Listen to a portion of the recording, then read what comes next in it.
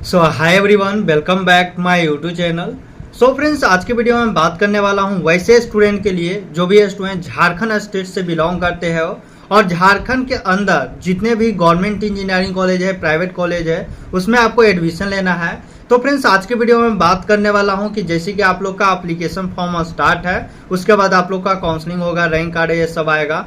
तो फ्रेंड्स, अभी मैं बात करने वाला हूं कि आप जब डॉक्यूमेंट वेरिफिकेशन के लिए जाओगे फिजिकली वहां पर, तो आपको इंपॉर्टेंट डॉक्यूमेंट्स क्या क्या लगने वाले हैं एक मैं लिस्ट में आपको दिखा देता हूं, ताकि आपको अगर नहीं बनाए हो तो पहले से बना लेना, क्योंकि सारा चीजें आपको डॉक्यूमेंट्स पर ही आपको एडमिशन होता है। अगर डॉक्यूमेंट्स ही गलती रहेगा तो फिर आपको एडमिशन कैसे होगा, ये आप भी जानते हो। ओके, तो अभी मैं बताने वाला हूं कि डॉक्यूमेंट्स रिक्वायरमेंट क्या रहेगा। और जैसे कि आप लोग को पता है फ्रेंड्स कि आप लोग का ऑनलाइन एप्लीकेशन फॉर्म आपको 10 मई से आप लोग का स्टार्ट है, और यहाँ पर क्लोजिंग डेट जो कि आप लोग का एप्लीकेशन का है, यानी कि झारखंड के जीसीसी का, जो कि जे मेंस के बेसिस पर होता है, जितना भी आपका परसेंटाइल होता है उसके अकॉर्डिंग। तो देख सकते हो 24 जून को आप लोग का इसका लास्ट डेट है। आज हो गया है आप लोग का, बहुत ही जल्द आप लोग का ये समाप्त भी हो जाएगा। तो जो भी स्टूडेंट रजिस्ट्रेशन नहीं किए हो तो कर लो।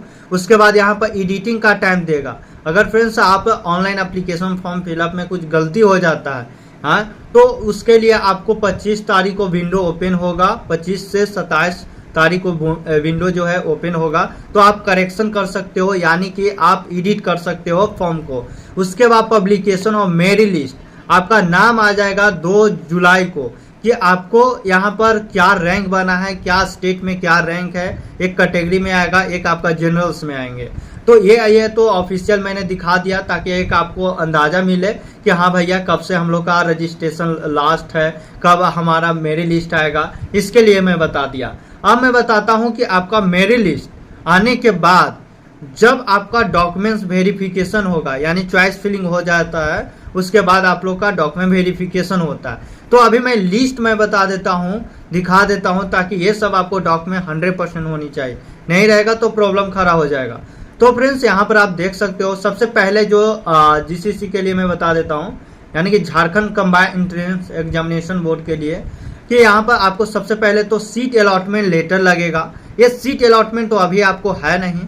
आपका जब सीट अलॉटमेंट आ जाएगा, यानी कि कोई भी कॉलेज आपको मिल जाता है, कोई ब्रांच मिलेगा, तो उसी को बोलते हैं सीट अलॉटमेंट। वो आएगा कब, जब चॉइस फिलिंग कर लोगे उसके बाद ही आता है। तो वो आएगा तो मैं बता दूंगा। तो सीट अलॉटमेंट तो अभी आपका है नहीं, लेकिन लगेगा। उसके बाद है, और सारा का जितना भी मैं डॉक्यूमेंट बताऊंगा वो सब का 2-3 आपको जीरोक्स होना चाहिए, फोटो तो होना ही चाहिए, और आधार कार्ड। ये आपको ऑब्वियसली हर जगह लगता है, तो ये तो होनी चाहिए।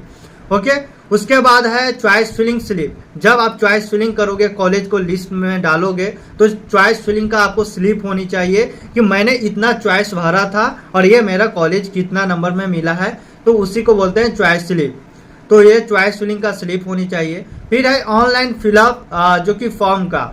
तो ऑनलाइन जैसे कि आपको पता है कि आप अभी रजिस्ट्रेशन कर रहे हो, तो उसका भी आपको स्लिप, यानी कि उसको भी प्रिंट आउट करवा लेनी है। वो कहीं ना कहीं आपको मांग लेंगे, तो फिर दिक्कत हो जाएगा। बहुत से स्टूडेंट बोलते हैं कि इसका नहीं यूज है, लेकिन मैं बता देता हूँ कि ये सभी ले लेना। ओके, उसके बाद है आप लोग का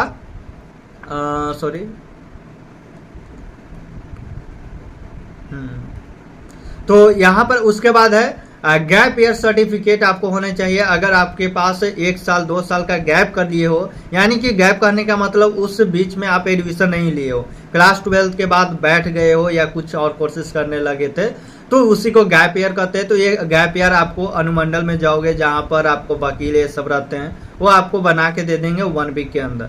उसके बाद 10th का मार्कशीट होनी चाहिए। 10th का मार्कशीट ऑब्वियसली सभी के पास होगा। और ओरिजिनल सर्टिफिकेट, यानी कि पासिंग सर्टिफिकेट इसी को कहते हैं, यानी कि जो 3 साल के बाद आपको 10th का मिलता है, वही आपको होनी चाहिए।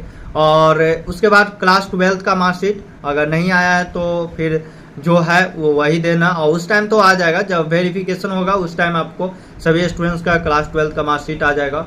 ओरिजिनल के जगह पर आप प्रोविजनल यूज कर सकते हो। और जो सीबीएसई वाले होंगे तो उनको तो कोई दिक्कत नहीं है, उनके साथ ही में सारा चीज़ दे देता है। उसके बाद admit card of JEE main, admit card आपको होना चाहिए जेईई मेंस का। उसके बाद rank card of JEE main, rank card आपका होना चाहिए कि क्या आपका रैंक बना है। उसके बाद रैंक कार्ड ऑफ जीसीसी का जो आएगा, जैसे कि 2 तारीख को मेरिट लिस्ट आएगा 2 जुलाई को, तो वो भी आपको चाहिए जीसीसी काउंसलिंग में जब आप जाओगे तो। उसके बाद लोकल रेसिडेंस सर्टिफिकेट होनी चाहिए, यानी कि वहीं का अस्थायी परमानेंट या तो लोकल, वो दोनों में से कोई होनी चाहिए, दोनों उसी को कहते हैं। थोड़ा बहुत कह सकते हैं कि लोकल यहाँ का है लेकिन और रह रहा है कहीं और, तो लोकल हो गया। परमानेंट वहीं पर रह रहा है तो उसका परमानेंट हो गया। तो लोकल और रेसिडेंस सर्टिफिकेट वही हो गया, बना लेना सभी स्टूडेंट। इनकम सर्टिफिकेट आप लोग बना लेना जो भी स्टूडेंट झारखंड स्टेट के हो। उसके बाद कास्ट सर्टिफिकेट हो गया, कैटेगरी यानी कि आपको जो भी कैटेगरी से बिलोंग करते हो, BC ABC या तो EWS SC ST जो भी कैटेगरी से बिलोंग करते हो उसका सर्टिफिकेट होना चाहिए। फिर उसके बाद CS, उसके बाद HL से TC जो ट्रांसफर सर्टिफिकेट होता है, लास्ट इंस्टीट्यूट लास्ट अटेंड यानी कि जहाँ से आप क्लास 12 पास आउट किए हो तो CLC होगा। उसके बाद माइग्रेशन सर्टिफिकेट, आपको करैक्टर सर्टिफिकेट, माइग्रेशन के साथ साथ आपको करैक्टर सर्टिफिकेट होना चाहिए जो कि आपको जहाँ से क्लास 12 हो गए वहाँ पर आपको दे दिया होगा, तो इसके लिए कोई आपको दिक्कत नहीं है। ओके, तो सभी स्टूडेंट्स जल्दी से आप लोग करा लो।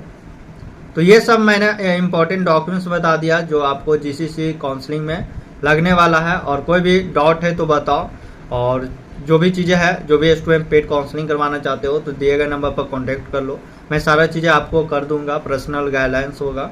ओके, तो चलते हैं। वीडियो अच्छा लगा हो तो एक लाइक कर दीजिए। Thank you so much friends.